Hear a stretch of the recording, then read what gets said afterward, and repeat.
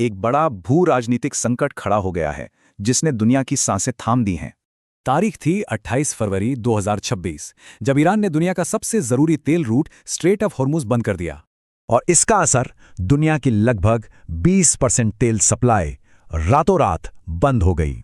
Experts के मुताबिक ये 1970 के दशक के बाद एनर्जी सप्लाई में आई सबसे बड़ी रुकावट थी। तो ये स्ट्रेट ऑफ हॉर्मुज आखिर इतना जरूरी क्यों है? ये ग्लोबल एनर्जी की कह लीजिए लाइफलाइन है। सऊदी अरब जैसे बड़े प्रोड्यूसर्स इसी रास्ते पर डिपेंड करते हैं और ज्यादातर तेल यहीं से एशिया जाता है। इकोनॉमी पर असर तो तुरंत दिखा। तेल के दाम मानो आसमान छूने लगे। आंकड़े बताते हैं कि ग्लोबल इकोनॉमिक ग्रोथ एकदम से गिरी, जिससे मंदी का खतरा बढ़ गया। अब जरा देखते हैं कि इस संकट का सीधा असर भारत पर कैसे पड़ता है। भारत की निर्भरता देखिए, करीब आधा कच्चा तेल मिडिल ईस्ट से ही आता है।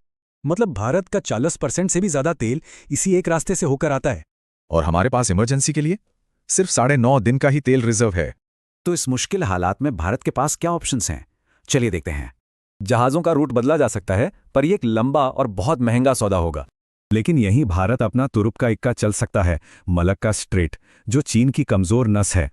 लंबे समय की सोचें तो भारत अमेरिका, रूस और अफ्रीका से भी सप्लाई बढ़ा रहा है। यह संकट एक बात तो साफ करता है, असली आज़ादी सिर्फ तेल खरीदने में नहीं, बल्कि खुद को बचाने में है। तो सवाल यही है कि इस बदलती दुनिया में कोई भी देश अपनी एनर्जी सिक्योरिटी पक्की कैसे कर सकता है।